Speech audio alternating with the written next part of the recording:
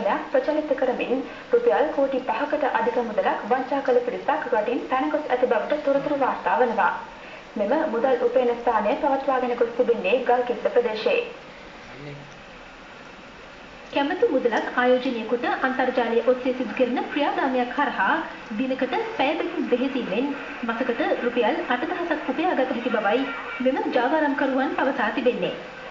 අද පෙරවරුවේ මෙම ස්ථානයට පැමිණි මුදල් ආයෝජනය කළ පිරිස් ප්‍රකාශ කළේ කෝටි 5කට ආසන්න මුදලක් මෙම ජාවාරම්කරුවන් විසින් වංචා කොට ඇති බවයි.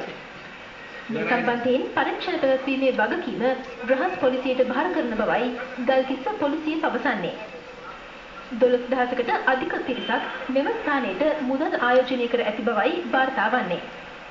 එසේ මුදල් යදවූ පිරිසක් ප්‍රකෝපවි මෙම මධ්‍යස්ථානයේ පවත්වාගෙන ගිය නිවසට අලාභහානි කර ඇති අතර එම සිද්ධියට සම්බන්ධ පිරිස් ගල්කිස්ස පොලිසිය මගින් අත්අඩංගුවට ගත්තා.